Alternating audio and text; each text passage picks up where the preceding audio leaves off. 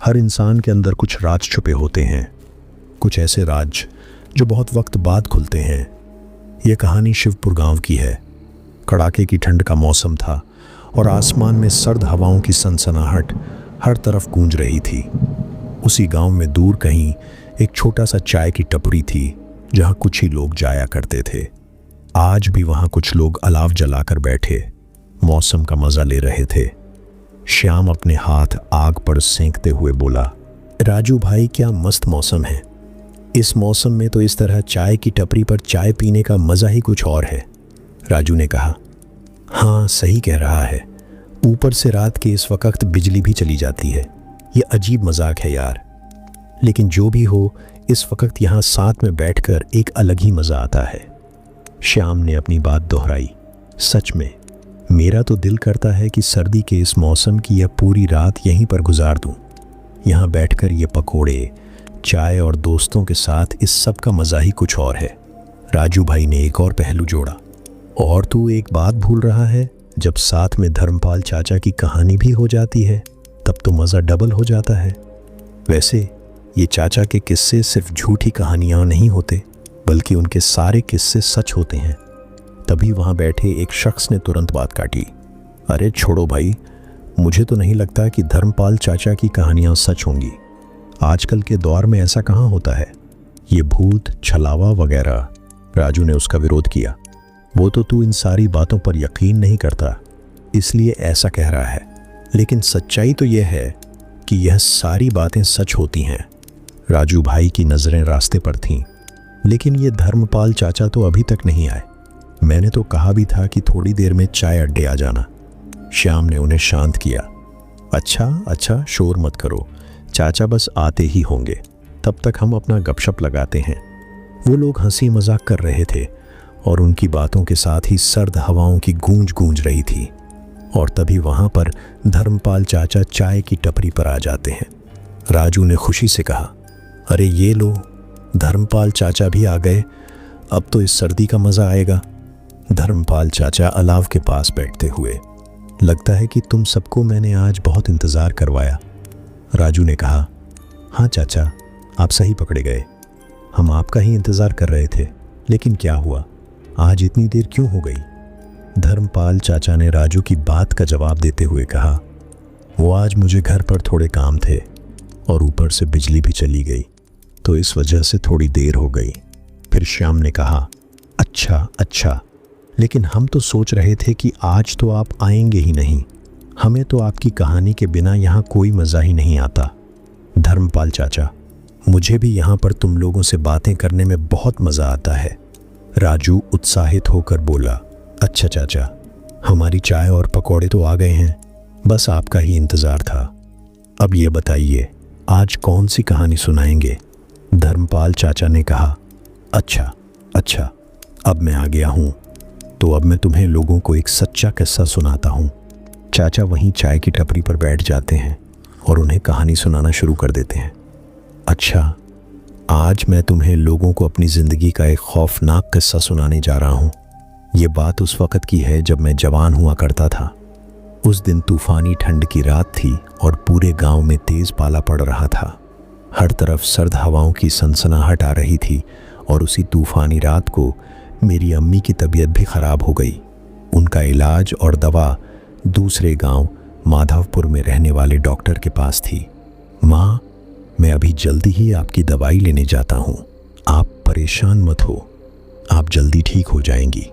दीपक चाचा हमारे साथ वाले गांव में ही रहते हैं। धर्मपाल की अम्मी ने चिंता करते हुए कहा, नहीं बेटा, तुम क्यों इस ठंड में जा रहे हो? मैं ठीक हूँ, कल दवाई खा लूँगी। अभी मौसम देखो कितना ख़राब है और रात भी कितनी गहरी हो गई है। धर्मपाल, नहीं माँ, ये ठंड तो रोज़ ही होती है और आप फिक्र मत कीजिए, ये थोड़ी देर में कम हो जाएगी। मैं जल्दी ही दवाई लेने जा रहा हूँ। रास्ते में अगर कोई रिक्शा मिल गया तो उसी में चला जाऊँगा। उस रात मेरी माँ ने मुझे बहुत रोका, लेकिन मैं उस रात अपनी माँ के इलाज के लिए दूसरे गांव की तरफ जाने लगा। बाहर तेज़ ठंड का सिलसिला जारी था और उस वक़्त गांव का एक भी आदमी वहाँ नहीं था। मैं बस आगे चलता ही जा रहा था। धर्मपाल अपने मन में सोच रहा था, यह ठंड तो और भी तेज हो गई है। मैं माधवपुर तक कैसे पहुंचूंगा? लेकिन जो भी हो, मुझे माँ के लिए वहां पहुंचना ही होगा। मैं बस चलता ही जा रहा था और अब जैसे जैसे रात काली होती जा रही थी, ठंड उतनी ही तेज होती जा रही थी। ठंड की हवाएं मेरे जिस्म पर ऐसे पड़ रही थीं जैसे कोई छोटे छोटे बर्फीले छुरे चुभा रहा हो। रात के उस सन्नाटे को चीरते हुए मैं आगे बढ़ता गया। तभी मेरी नज़र आगे एक जगह पर पड़ी। वहाँ एक आदमी रिक्शा लिए जा रहा था। मैंने ज़ोर से आवाज़ लगाई तो वो रुक गया और मेरे पास आकर खड़ा हो गया। रिक्शे वाला: जी भाई, क्या हुआ? कहाँ जाना है? इतनी रात को इस ठंड में यहाँ क्या कर रहे हैं? इस वक्त तो यहाँ कोई जानवर भी नहीं निकला होगा। धर्मपाल ने कहा: भाई, मुझे इस पास वाले माधवपुर गांव जाना था। वहाँ जो डॉक्टर रहता है, उससे अपनी माँ के लिए दवाई लेनी थी। रिक्शे वाला चौंकते हुए बोला: क्या क्या कहा तुमने? तुम्हारा दिमाग ठीक है? इस ठंड में माधवपुर जाने की बात कर रहे हो? लगता है तुम उस गांव की खबरों से अनजान हो। क्या तुम यहाँ नए हो? रिक्शे वाले की बात सुनकर धर्मपाल सेहमसा जाता है। हाँ, हम यहाँ कुछ समय पहले ही आए हैं। लेकिन आप इस तरह क्यों कह रहे हैं? क्या हुआ वहाँ? क्या बात है? रिक्शे वाला ने चेतावनी देते हुए कहा: अरे ये पूछो कि क्या नहीं हुआ। तुम ऐसा करो कि इसी वक्त वापस लौट जाओ और इस सर्द रात में उस गांव की तरफ बिल्कुल भी मत जाना, वरना पछताओगे भाई। बस मैं जा रहा हूं अपने घर, तुम अपना रास्ता नापो। लेकिन भाई सुने तो। वो रिक्शे वाला तो उस जगह का नाम सुनते ही फौरन भाग गया। लेकिन मुझे उस वक्त कुछ भी समझ नहीं आया, क्योंकि मैं अपनी माँ के लिए बहुत परेशान था। इसलिए मुझे तो बस वहाँ जाना ही था। उस आदमी की बातों को नज़रअंदाज करके मैंने दोबारा चलना शुरू कर दिया। मुझे चलते चलते काफ़ी समय हो गया था। फिर मैंने थोड़ी देर आराम करने के लिए एक पेड़ के नीचे खड़ा हो गया। मैंने सोचा कि शायद यह ठंड थोड़े समय में कम हो जाए। तभी मेरे सामने से एक बेहद प्यारी सी लड़की आई और मेरे साथ खड़ी हो गई।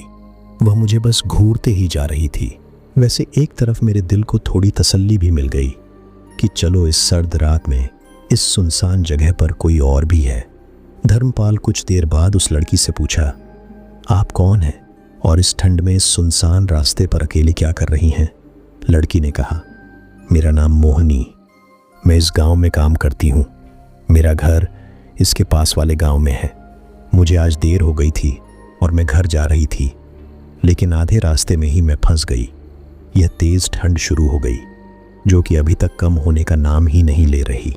धर्मपाल: अच्छा, वैसे मुझे लगा था कि शायद मैं ही इस सुनसान जगह पर अकेले जा रहा हूँ, लेकिन अब थोड़ी तसल्ली हो गई कि आप भी उस गांव की तरफ इसी रास्ते पर हैं। वैसे मैं भी उसी गांव की तरफ ही जा रहा हूँ। लड़की ने खुश होकर कहा: यह तो फिर बहुत अच्छी बात है। आप प्लीज़ मेरी मदद कर सकते हैं। मुझे इस सर्द रात में इस सुनसान रास्ते से जाने में डर लग रहा है। यहाँ पर ना तो कोई रिक्शा है और ना ही कोई टैक्सी। धर्मपाल अनजाने मन बोला: मदद? लेकिन मैं कैसे मदद करूं आपकी?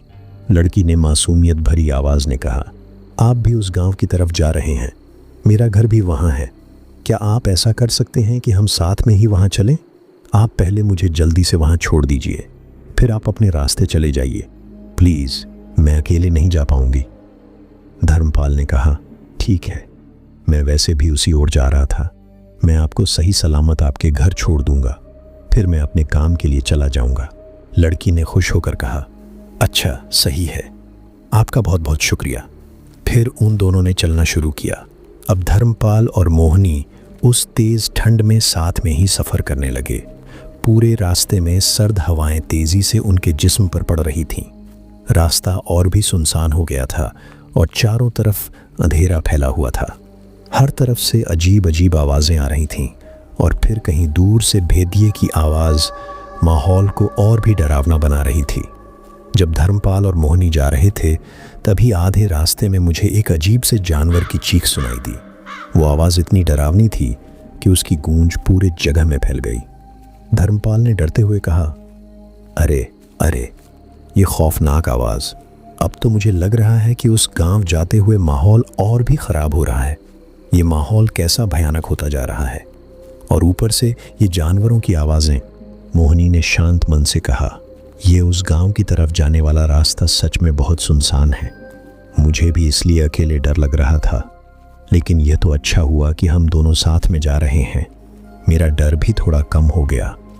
तभी चलते चलते अचानक मुझे वहाँ पेड़ों के सामने एक अजीब साया नजर आया, जैसे कोई वहाँ खड़ा हो। लेकिन जब हम धीरे धीरे करीब पहुंचे तो वह सर्द हवा के झोंके के साथ ही गायब हो गया। मोहिनी तो बस चुपचाप आगे जा रही थी, लेकिन धर्मपाल ने रुककर उससे बोला, यह साया देखा आपने? यहाँ कोई खड़ा था, लेकिन अब तो कुछ भी नहीं है। मोहिनी ने कहा, नहीं, मैंने तो कुछ नहीं देखा, वहाँ तो कुछ भी नहीं था, आपको बस वैसे ही वहम हुआ होगा। लड़की की यह बात सुनकर धर्मपाल थोड़ा हैरान हो गया, और एक तरफ उसे भी लगा कि शायद यह मेरा ही वहम था। इसलिए वे दोनों दोबारा आगे बढ़ने लगे। ठंड बहुत तेज थी और वहां से जाते हुए धर्मपाल को फिर ऐसा नजर आया जैसे सामने कोई बच्चा जमीन पर पड़ा हुआ हो। लेकिन जब हम करीब पहुंचने लगे तभी सर्द हवा की तेज आवाज के साथ वहां भी कुछ नहीं था। लेकिन इस बार धर्मपाल ने उस लड़की से कुछ नहीं कहा, क्योंकि उसे लगा कि शायद इस बार भी यह मेरा ही वहम था, क्योंकि वह लड़की इस बार भी बिल्कुल खामोश थी। हम दोबारा अब चलने लगे। पूरी जगह सुनसान थी और ठंड से भरी हुई, और थोड़ी देर बाद धर्मपाल और मोहिनी उसके घर तक पहुंच गए। उसका घर मुझे बहुत अजीब और सुनसान लगा। धर्मपाल उसके घर को थोड़ी देर तक देखता रहा। मोहिनी ने धर्मपाल से कहा, ये लीजिए, मेरा घर तो आ गया। आपका बहुत बहुत शुक्रिया कि आपने मेरी मदद की। अगर आप न होते तो पता नहीं मैं इस ठंड में कैसे पहुंच पाती। धर्मपाल ने शांत मन से कहा, नहीं, कोई बात नहीं, बस आपको खैरियत से यहाँ पहुंचा दिया। अब मैं अपनी मंजिल की तरफ चलता हूँ, मुझे पहले ही देर हो चुकी है। लेकिन मोहिनी ने धर्मपाल को रुकने के लिए कहा, आप ऐसे नहीं जा सकते। मेरा मतलब है कि आप थोड़ी देर यहीं रुकें। मैं आपके लिए गर्म शॉल लेकर आती हूँ। आप उसके सहारे इस ठंड से थोड़ा बच जाएंगे। अच्छा, यहाँ पर ही रुके रहना। इतना कहकर वो लड़की अपने घर की तरफ जाने लगी और धर्मपाल उसकी प्रतीक्षा करने के लिए वहीं रुक गया। इंतज़ार करते करते बहुत देर हो गई, लेकिन वो शॉल लेकर अब तक बाहर नहीं आई थी। इसलिए धर्मपाल को बहुत अजीब लगा। धर्मपाल अपने मन में सोचने लगा, यह इतनी देर क्यों कर रही है? उसने तो कहा था कि बस थोड़ी ही देर में आ जाऊंगी, लेकिन अभी तक नहीं आई। मैंने सोचा कि मैं जाकर खुद ही देख लूं, तो मैं फौरन उसके घर की तरफ जाने लगा और वहां जाकर मैंने आवाज़ लगाना शुरू किया, सुनिए, मैं आपका इंतज़ार कर रहा हूँ, कहाँ हैं आप? घर में सब ठीक तो है ना? मैंने जैसे ही उसे आवाज़ लगाना शुरू किया, तभी थोड़ी देर बाद उस घर से एक बूढ़ा आदमी बाहर निकला और मुझे अजीब सी डर पैदा कर देने वाली नज़रों से देखने लगा। धर्मपाल चौंकते हुए, अरे आप कौन हैं और वो लड़की कहाँ गई जिसे मैं अभी अभी यहाँ तक छोड़कर आया हूँ? बूढ़ा आदमी ने धर्मपाल से कहा, कौन लड़की? मैं यहाँ रहता हूँ और मैं अकेला ही रहता हूँ, यहाँ कोई लड़की नहीं रहती।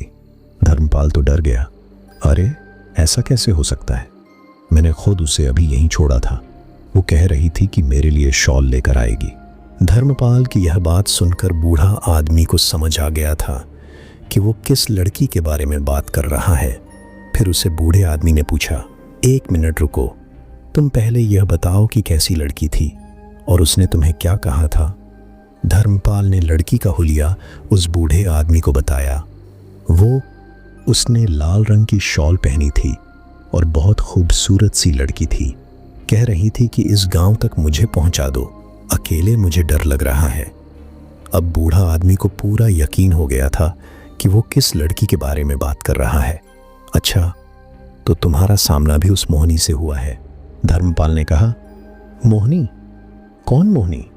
बूढ़ा आदमी ने जवाब दिया, मोहिनी वो है जो कड़ाके की ठंड की रात में निकली थी और आधे रास्ते में तेज पाला शुरू हो गया था। उसने बहुत से लोगों से मदद मांगी, लेकिन किसी ने उसकी मदद नहीं की। इसी वजह से जंगल जाते वक्त एक खौफनाक जानवर ने उसे मार दिया। इसके बाद वह एक छलावा बन गई और अब गांव में घूमती रहती है। सर्द रात में जो भी निकलता है, पहले वह उससे मदद मांगती है। जो उसके मदद करने से इनकार करता है, वह उसी वक्त उसे अपना शिकार बना लेती है। धर्मपाल उसकी बात सुनकर ऐसा शून्य हो गया जैसे मेरे अंदर से रूह ही निकल गई हो। मुझे अब कुछ भी समझ नहीं आ रहा था। न ही यह कि वो आदमी सच बोल रहा है या झूठ, और न ही यह कि वो लड़की सच में छलावा थी या क्या। मैंने और कुछ नहीं सोचा और जल्दी से वहाँ से जाने लगा। मैंने उससे एक भी बात नहीं की और बस वहाँ से निकल गया। लेकिन तभी चलते चलते जो मैंने देखा, उसे देखकर मेरे पैरों तले ज़मीन खिसक गई। मेरे सामने वही लड़की हवा में खड़ी थी, लेकिन उसका सिर्फ शरीर था, सिर बिल्कुल नहीं था। फिर वह डरावनी आवाज़ में कहने लगी, आपका बहुत बहुत शुक्रिया, आपने मुझे घर पहुंचाया और मेरी मदद की। उसकी आवाज़ सुनकर ही धर्मपाल डर के मारे वहीं ज़मीन पर गिर पड़ा और बेहोश हो गया। जब मेरी आंख खुली तो मैं अपने घर पर था और मेरे सामने मेरी माँ बिल्कुल ठीक खड़ी थी। उनकी दवाई भी वहीं रखी थी, मतलब उस वक्त माँ के लिए दवाई भी आ गई थी और मैं भी सही सलामत घर पहुँच गया था। माँ ने मुझे बताया कि कुछ गांव वालों ने मुझे रास्ते में बेहोश पड़ा देखा और मुझे घर पहुँचा दिया। अगर मैं उस रात उस लड़की की मदद न करता तो मुझे खुद नहीं पता कि मेरे साथ आखिर क्या होता, लेकिन मैं बच गया। राजू भाई पकौड़ा खाते हुए, ओहो चाचा, ये किस्सा तो सच में ठंड का मज़ा किरकिरा कर दिया। भोला कांपते हुए, मुझे माफ़ करना चाचा, मुझे माफ़ करना राजू भाई, मैं आज से आपकी हर कहानी पर यकीन करूँगा। श्याम ने मुस्कुराते हुए कहा, यह तो धर्मपाल चाचा की अच्छाई थी कि उन्होंने मोहिनी की मदद की। धर्मपाल चाचा चाय की आखिरी घूंट लेते हुए, यही तो राज्य है मेरे बच्चों, इसलिए कहते हैं कि मुसीबत में पड़े किसी भी इंसान की मदद से मुंह नहीं मोड़ना चाहिए, चाहे वो रात कितनी भी सर्द और डरावनी क्यों न हो। सभी दोस्त चुपचाप एक दूसरे को देखने लगे। बाहर ठंड अब भी थी, लेकिन अलाव और धर्मपाल चाचा की कहानी की वजह से उनके शरीर से ज़्यादा उनके दिमाग में सिहरन दौड़ रही थी।